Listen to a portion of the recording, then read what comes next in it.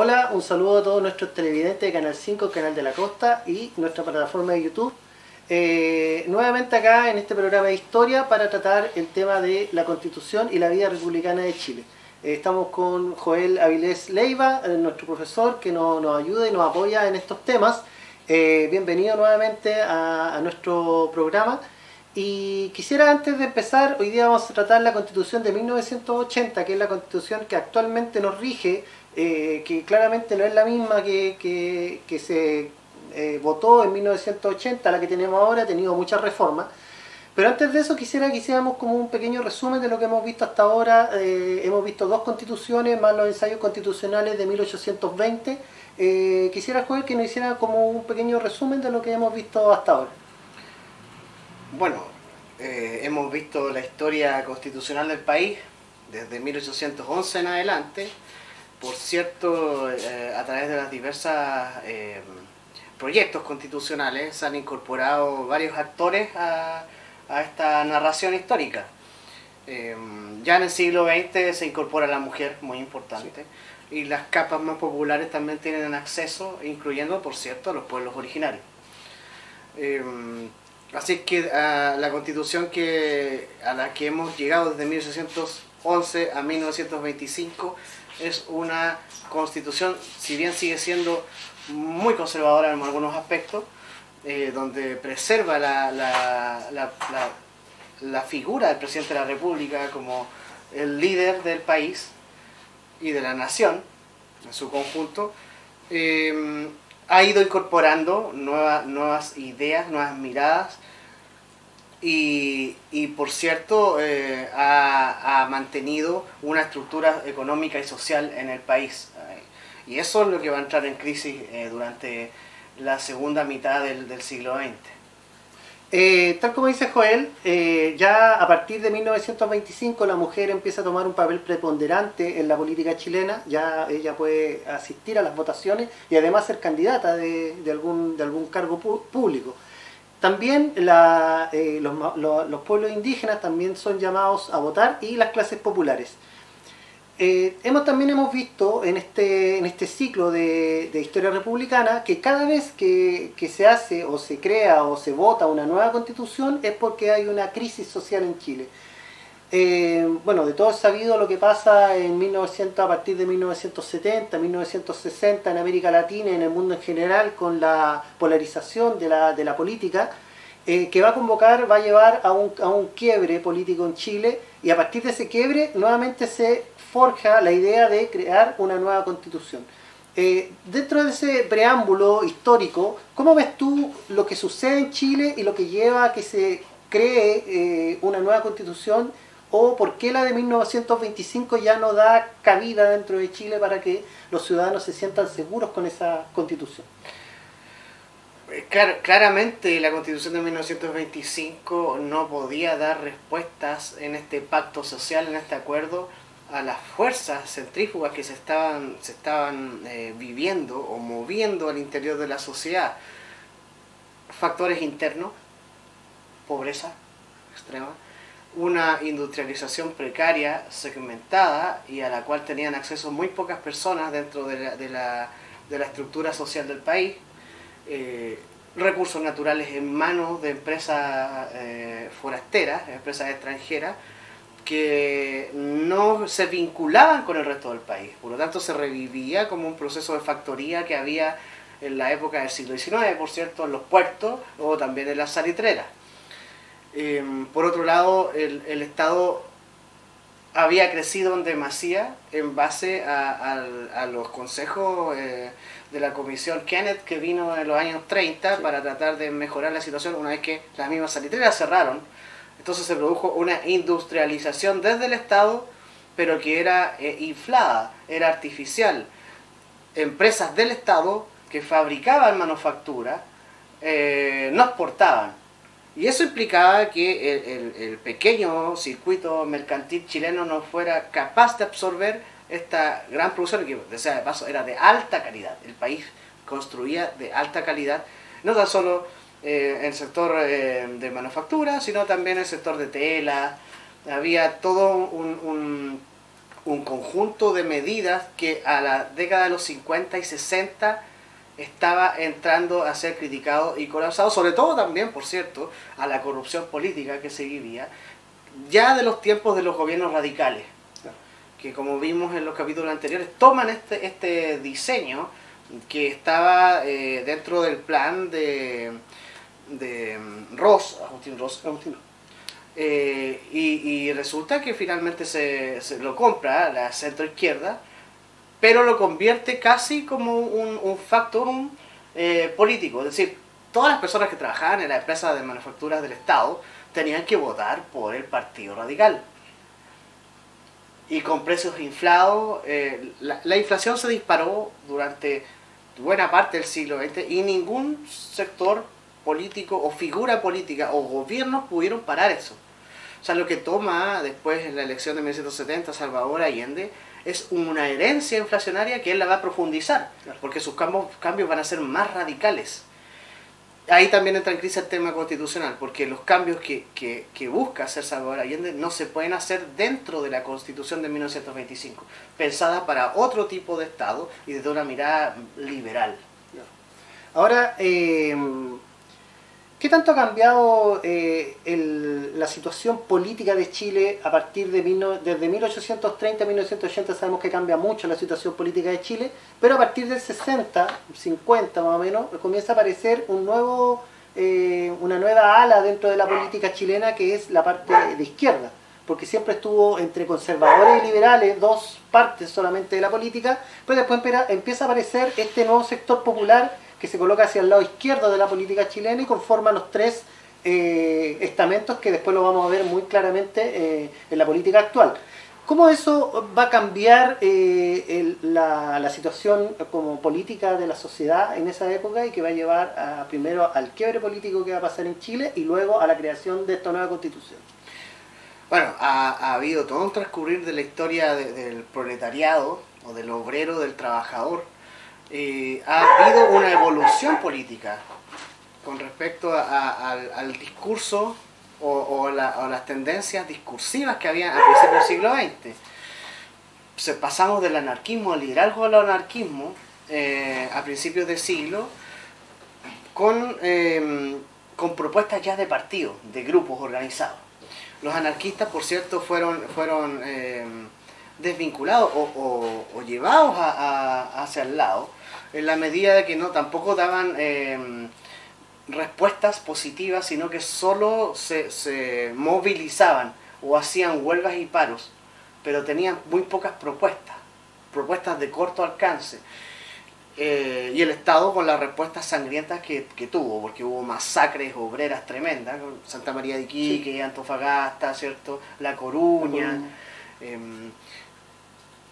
Implicó que el obrero se diera cuenta que tenía que tener una organización, una estructura.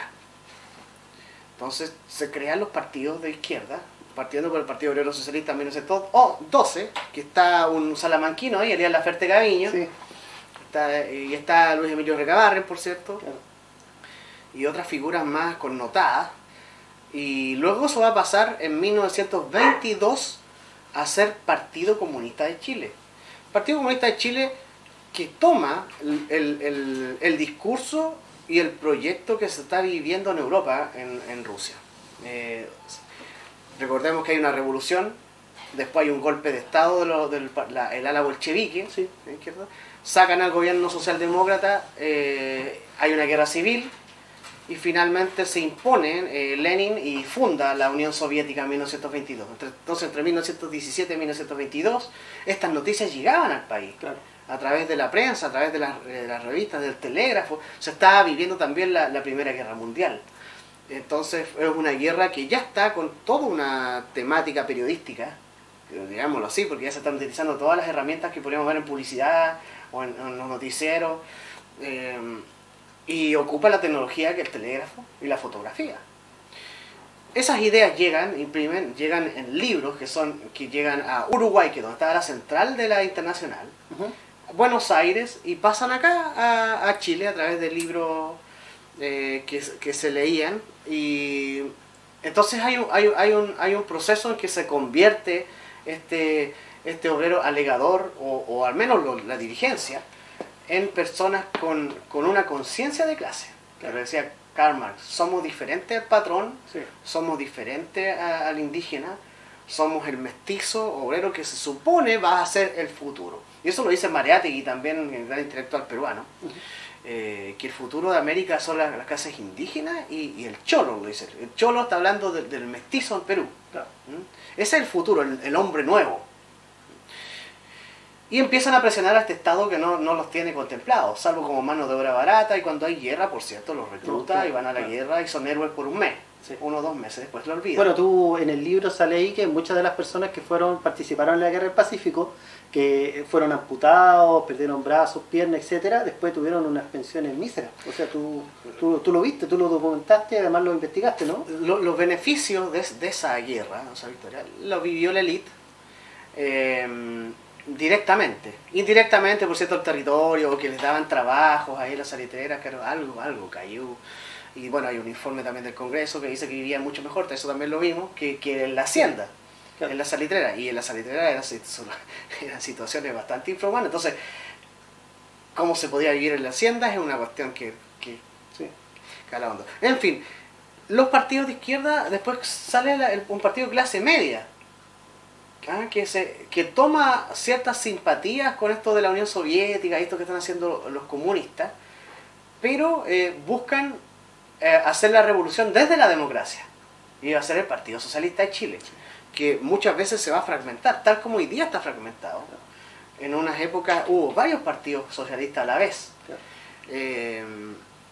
Y ahí va a estar la disputa entre estos primos hermanos, que vienen de una crítica materialista de la realidad histórica, la dialéctica, que creen en el marxismo, pero que toman caminos diferentes, porque el Partido Comunista, si bien el Partido Comunista chileno ha sido democrático en la mayoría de sus años, hay un periodo de 1922 a 1935 en que estuvieron dispuestos a tomar las armas.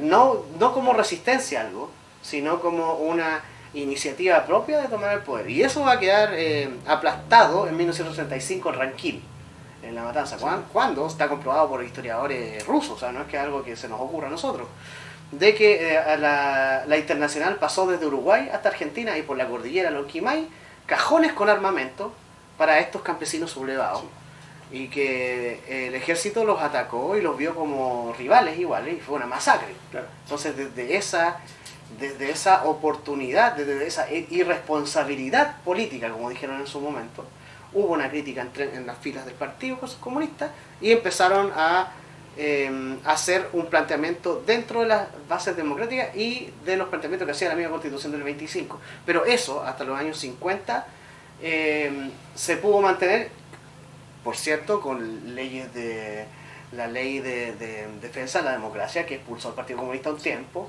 Después Ibáñez, el último día del gobierno, Ibáñez le hizo el ticket, levantó la ley, la prohibición, y le dejó la tarea a Alessandri. Sí. Entonces, la izquierda, que había sido reprimida, se ha convertido.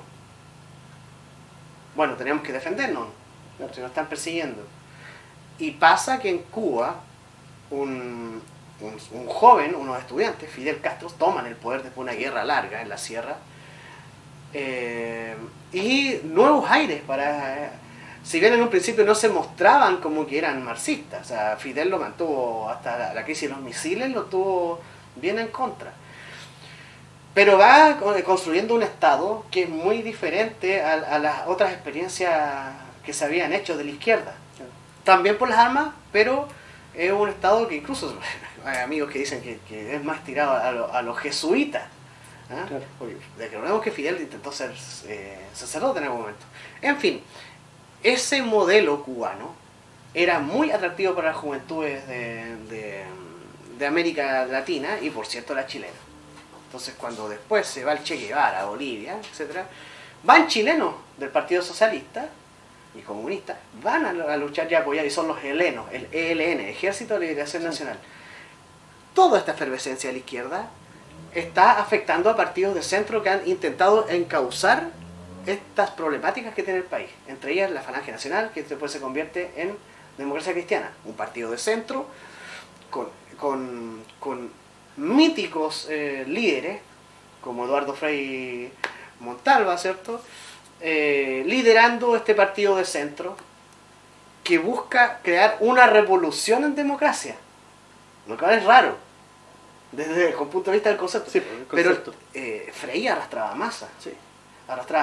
y no hay nadie en esa época, el 80-90%, de que se haya sentido demócrata cristiano. Claro. Hoy en día pasa lo contrario, se han alejado. Sí. Pero Frei movilizaba y entendió que debía intervenir.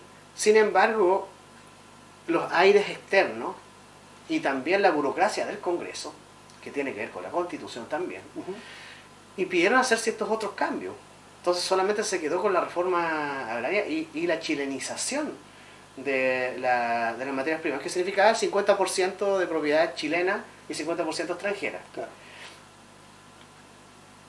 Y viene una escisión del Partido Socialista.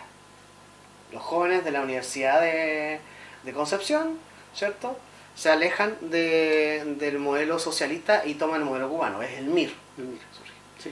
que le hace la guerra al propio Partido Socialista y al gobierno de Eduardo Frei Montalva. La derecha está acosada, ¿cierto?, por la reforma agraria, la derecha antigua terrateniente, Sí, terrateniente, claro. y por estos nuevos aires guevaristas que por primera vez están atacando a la propiedad privada. Claro. ¿Ah? Y cambiar el Estado hacia un modelo cubano. Entonces la derecha también se defiende y crea su propio grupo. Y van a surgir también grupos de resistencia. Eso está presionando contra la Constitución del 25, nadie cree en ella ya al momento de los años 60, 70, y por eso que hay un proyecto incluso de Constitución de Salvador Allende, Sí. que eso quedó ahí Sí, sí. para discusión. Se recuperó después de mucho tiempo. Tal como dice Joel, Chile no es extraño a todas las políticas que se está dando a nivel internacional. Justamente cuando ocurre toda esta escisión de partidos, estas creaciones de grupos, cuando la política chilena está como bien efervescente, sobre todo en la parte del campo también hay mucha efervescencia en cuanto a los campesinos, etcétera.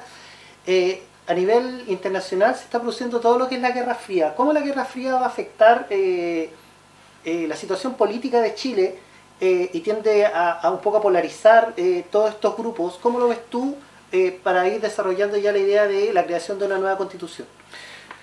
Bueno, ¿cómo va a afectar? Primero la intelectualidad liberal de izquierda, que ve que el modelo soviético ya está desechado en el sentido de que se conoció los crímenes de Stalin. ¿Ya? Desde el momento que Nikita Khrushchev, ¿cierto?, Sí. cuenta, a pesar de que Khrushchev también era un diablillo. Sí, ¿no? sí. Pero desde que se conoce, que se hace público eso, viene todo un alejamiento. Entonces después van a haber coqueteos con el marxismo italiano, ¿cierto? Pero lo que trae nueva savia al ambiente de izquierda, nuevos aires, viene de Cuba. Viene de Cuba, por cierto. Entonces está también esta Guerra Fría que hace que los dos colosos, Unión Soviética y Estados Unidos, o China y Estados Unidos, hagan guerra pero enfrentando a otros pueblos que son satélites de ellos.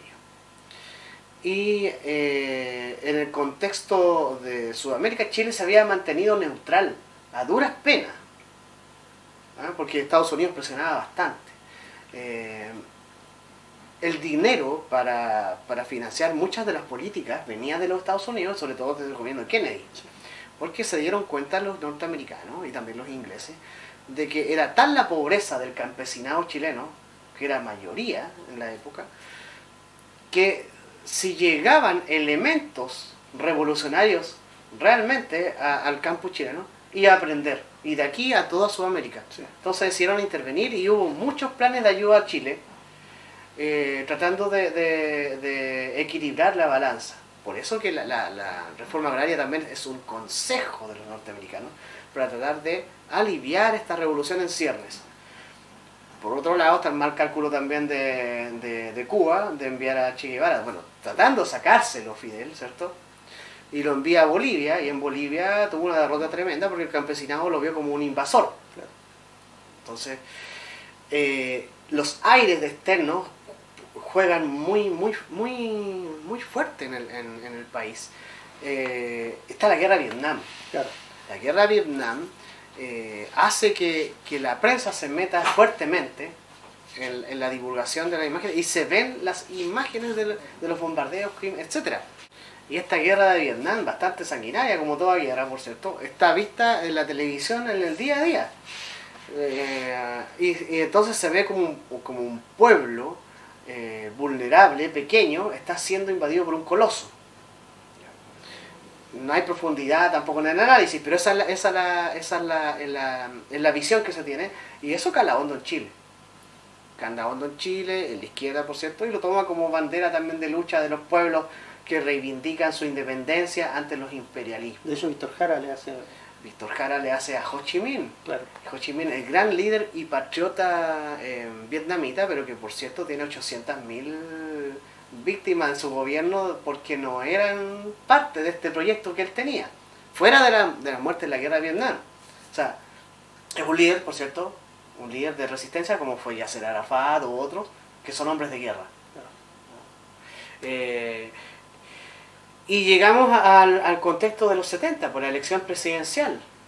Se supone que la Constitución de 1925 estaba construida para que no ganara un candidato de izquierda, un proyecto de izquierda. Entonces fue inesperado para todos. Y por eso que fueron las negociaciones que ganó por una cabeza Allende, por poquito, pero ganó. Antes lo habían neutralizado llevando un solo candidato, el centro con la derecha. Sí. Pero esta vez se dividieron. Y ahí pudo sacar un poco de ventaja y ganó. Ahora la Constitución de 1925 señalaba que era el Congreso, cuando no había mayoría absoluta, y de verdad todos los presidentes de 1925 en adelante no habían tenido casi mayoría Claro, todos absoluta. ganaron por poco. Claro, por poquito. Y que votaba cerca del 22% del electorado, o sea, de las personas que podían votar. Era por pocos votos, sí. Igual. En un país, estamos hablando de 6 a 8 millones de personas, gana Allende y lo ratifica el Congreso, a pesar de todas las negociaciones. Incluso hay un atentado al comandante en jefe del ejército, el general René Schneider, porque dijo que iba a respetar la Constitución, al ganador. Sí. Él, a pesar de que no era un hombre de izquierda, pero era constitucional. pero era constitucionalista. Claro, sí. Que es asesinado por un comando de extrema derecha, Patria Libertad, asumiendo que lo iban a secuestrar, y le sale mal el complot y muere por heridas el general Schneider. Lo secuestraban para pedir que se hicieran nuevas elecciones. Justamente. Claro, para invalidar lo que ya estaba. Claro. Entonces es una época de mucho sabotaje, y la derecha fue mucho más allá. Claro. Fue mucho más allá en ese aspecto, la nueva derecha, digámoslo así. Finalmente el Congreso vota en favor, gracias al acuerdo que hace la Unidad Popular, esta fuerza política de izquierda que apoya a Salvador Allende en su campaña, con la Democracia Cristiana, el partido que está saliendo del gobierno, sí. El que era el partido, se supone, más poderoso, pero que había tenido un fracaso tremendo en la presidencial. Es decir, el mayor fracaso de la Democracia Cristiana fue no haber impuesto a Tomic como el sucesor de Frei. Claro. Y había muchas pugnas ahí también, porque Tomic lo veían como un hombre más de la izquierda. Entonces la pelea de Erwin con Tomic, que en realidad no lo apoyaron. En fin, se da esta lucha que la toma Allende, jura Salvador Allende el gobierno y es proclamado presidente de la República, por cierto, por el Congreso en pleno. Entre las cosas que firma este acuerdo era mantener la propiedad privada, sí. Y mantenerse dentro de los márgenes de la Constitución de 1925. Claro. Que es un arma de doble filo porque su proyecto político no estaba dentro de la Constitución del 25, claro. Salvo la votación, sí. Salvo de ir a esta elección. Y lo dijo días después en una entrevista a un periodista francés. Dice que firmar eso fue simplemente estratégico para alcanzar el poder. Y ahí la Democracia Cristiana rompe con el presidente de la República y va a ser un obstáculo político durante todo el periodo de Salvador Allende de los 1000 días. Claro. Bueno, a partir de la elección de Salvador Allende en el año 1970 van a venir años bien convulsionados para la política chilena. que va a terminar todo con el golpe militar del 73, el quiebre de la institucionalidad en ese tiempo, y a partir de ahí la Junta Militar toma el poder y se da la idea de crear una nueva constitución. Si bien es cierto, tú lo dijiste, Salvador Allende había pensado en la creación de una constitución. Esta constitución que hace el gobierno militar es totalmente distinta a lo que había pensado Salvador Allende. Es una constitución rígida, algunos historiadores dirán que es pétrea, o sea que es casi dura como la roca, en el sentido de que admite muy pocas reformas o movimientos dentro de la Constitución. Pero ¿qué es la característica esencial de la Constitución del 80, de esa época, y lo que tenemos hasta ahora como Constitución ahora a día de hoy? Bueno, es rígida, severa. Tomás Murián dice que es la jaula de oro, ¿te acuerdas? Claro, la jaula dorada. Sí. Es esta constitución que no te permite avanzar o hacer cambios, ¿no? O cambios muy mínimos, muy pequeños, cosméticos. Sí. Lo cierto es que se han hecho cerca de 244 enmiendas a la Constitución. La Constitución empezó con 141 artículos, ¿cierto? Se le sumaron 149 después. Sí. Después bajó a 144 y hoy en día son 240 y algo movimientos, cambios estructurales, partiendo por el último que permite este proceso plebiscitario que vamos a tener, claro, este domingo 25. El próximo domingo. Sí. Sí. Entonces, lo que ocurre es que el golpe de Estado en sí, sin importar de qué bando seas, en el exterior fue visto pésimamente. Y en el mundo interno había que justificarlo y había que, por cierto, darle un marco jurídico y legalista, que ha sido siempre también la obsesión de Chile. Chile es un país de historiadores, pero también de abogados. Claro, sí. Entonces el marco jurídico había que construirlo. Y no podías estar bajo el amparo de la Constitución del 25, se había destruido prácticamente la Constitución del 25. ¿Ya? Y todos los bandos habían conspirado, tal como en 1891, para destruir esta Constitución. De algún modo el 73 rompe eso, y por eso que el gobierno militar trabaja con decretos ley. Sí. ¿Ah? Sí. Porque aparte la Junta se divide los poderes del Estado. Augusto Pinochet gobierna el primer año como presidente de la Junta de Gobierno, hasta que lo ratifica en 1974 como presidente, la propia Junta. Pero, ¿qué tan legal era eso? Entonces se necesitaba dar un cuerpo legal, algo que manifestara eso. Y está la gran pelea de las corrientes dentro del gobierno militar. Estaba la Casa Militar, que decía que el general Pinochet no debía dar ningún punto de su autoridad a otras personas. Claro. La Casa Militar presionaba para que se siguiera un modelo franquista. Estaba por otro lado los gremialistas de Jaime Guzmán, que decían que había que existir una constitución protegida, democracia protegida. Democracia protegida, sí. Y por otro lado estaba la visión que se va a imponer, por cierto, de Bordaberry, este jurista, pero también dictador civil del Uruguay, que estaba luchando contra los Tupamaros, ¿cierto? Sí. De tener una constitución severa que se base en la anterior, pero que entrega superpoderes al Ejecutivo. Claro. Y que tenga, por cierto, un consejo asesor, consejo de Estado. Claro, que son los propios generales, que van a asesorar al presidente. Que la soberanía radique no en el pueblo, sino en las Fuerzas Armadas, como las que velan, las garantes, ¿cierto?, de esta soberanía nacional y territorial. O sea, que las Fuerzas Armadas están dentro de las decisiones. Eso quiere decir. Claro. Son las que golpean la mesa. Sí. Y que luego, en un proceso, se van a restablecer ciertas libertades, pero siempre bajo la égida, ¿cierto?, de los militares presentes dentro de la política.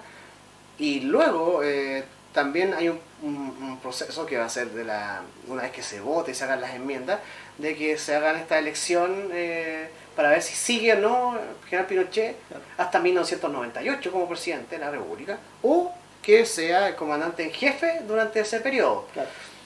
Todo eso se va a resolver en distintos pasos. La Junta se va a quebrar, por cierto, porque Gustavo Lee, de la Fuerza Aérea, siempre dijo que para 1980, 1982 debería entregarse el poder. Claro.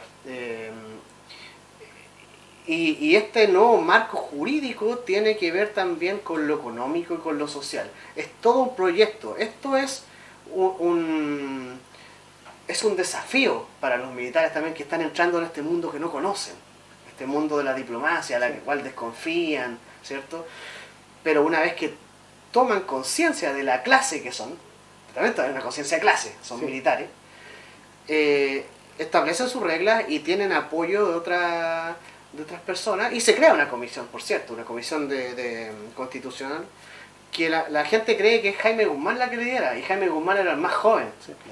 Es Ortúzar, ¿cierto? Este gran jurista chileno, basándose en el concepto de Uruguay, pero modificándolo a la situación chilena. Presentan este proyecto que va a tener también a Jorge Alessandri y Gabriel González Videla, expresidentes también en una comisión, pero finalmente cuando se dan cuenta que el proyecto que ellos presentan no es el que Pinochet está leyendo, se retiran. Y ese es el ostracismo de Jorge Alessandri, un gran presidente de la República, de derecha, que pasa a la historia como un caballero, un hombre de bien, que durante su gobierno se hicieron pocas cosas por el contexto del terremoto, ¿cierto? Se recuerda más por el Mundial del 62. El 62 y el terremoto. Pero que pasa olvidado justamente por la derecha y, por cierto, por la izquierda, que lo acusa de que no hizo una reforma agraria como correspondía. Entonces, claro. Y es una grande figura del siglo XX, creo yo. Sí. Como todas las demás constituciones que hemos visto, la del 33, la del 25 y el 80, esta constitución también se hace entre cuatro paredes. No hay mucha gente la que participa. Si bien es cierto, la constitución del 80 se vota, pero también el plebiscito que se hace durante la época de votación también se dice que fue fraudulento, que no toda la gente votaron, etc. Después de los 17 años de la dictadura de general Pinochet y los gobiernos que van a venir de la concertación, ¿cuáles son los cambios que se le van a ir provocando a la Constitución, ya un poco para ir cerrando el tema en este ciclo? ¿Cuáles son los cambios que se le van a ir colocando a la Constitución, que la van a ir cambiando y la van a ir haciendo un poco más flexible en ciertos aspectos? Por cierto, el artículo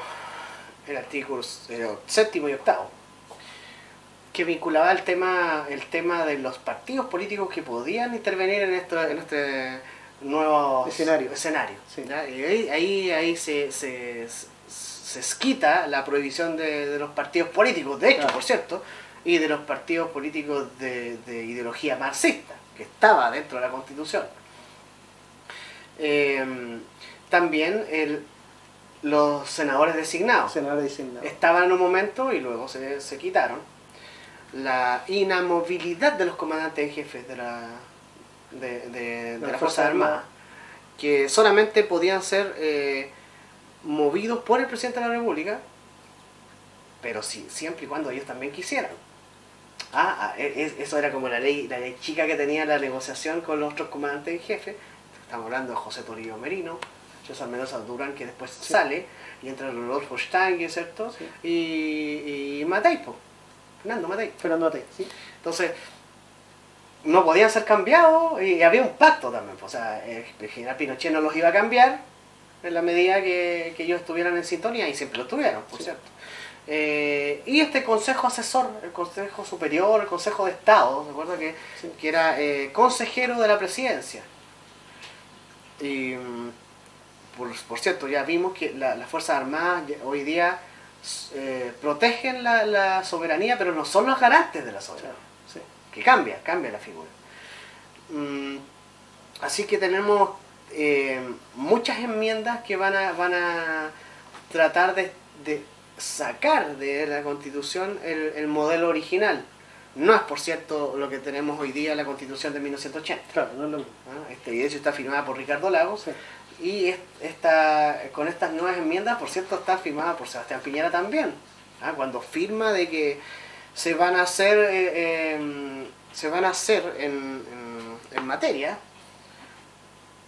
las enmiendas que hizo la Comisión en el Congreso en esta negociación entre gallo y medianoche, ¿cierto? Cuando decidieron ya que se iba a hacer este plebiscito, este acuerdo, mientras las protestas estaban en Santiago, que por cierto es una inteligente jugada de la oposición, porque dentro del listado de peticiones que surgieron durante esta revolución, esta exaltación popular, podemos decir, estallido social, como se ha llamado, se ha definido. Seguramente vamos a tener un nombre más claro en los próximos años. Sí, claro, ahí lo cuando haya un acuerdo. mejor, Claro. sí. El cambio de la Constitución estaba muy abajo. Y hoy en día subió. Y se va a dar un ejercicio que tal vez en nuestra vida no veamos otra vez. Sí. Tomando en cuenta la cantidad de años que duran las constituciones. Sí, porque Chile finalmente es un país bien conservador. Claro. O la gente de izquierda o de derecha, pero de una derecha o una izquierda conservadora. Claro. Eso ha sido siempre en Chile. Hay momentos de revuelta, hay mucha sangre incluso. Pero finalmente se llegan a pactos sociales. La Constitución es parte de este acuerdo nuevo. Si es que se vota favorablemente, la apruebo, es un nuevo pacto. Claro. Que debiese quitar este fantasma de que la Constitución del 80 fue hecha entre cuatro paredes y, por cierto, con una consulta manejada. Claro. Al pueblo. Sí. Se quita eso y ya no debiese ser tema. Ahora, si el rechazo gana o saca un gran porcentaje, también sería interesante cómo hacer la negociación ahí. Claro. Entonces este es un primer paso para algo que viene mucho más a largo plazo, que esta convención mixta, ¿cierto? O la convención donde van todos los electores son del pueblo, para que generen un proyecto que es a un año, sí, y luego pase por los filtros del Congreso Nacional, sí, y luego por la firma del presidente, y por cierto, un plebiscito para ratificar los artículos. Justamente. Entonces, para nosotros... Y además todavía la Constitución funcionando. Claro, la Constitución del 80. Entonces, para nosotros va a ser también un aprendizaje enorme. Sí, no... tal como dice Joel, y agradeciendo la venida al programa, le agradecemos a ustedes también, a los televidentes, por haber puesto atención en este ciclo que hicimos de la historia republicana de Chile. Recuerde que el 25 de octubre está el plebiscito para el apruebo o rechazo de una nueva constitución. Esperemos que todos vayan a votar, que ejerzan su derecho. Y además con mucho cuidado, por favor, respeten las distancias, van a haber facilitadores afuera. Recuerden llevar lápiz azul, porque va a ser necesario para que esté ahí.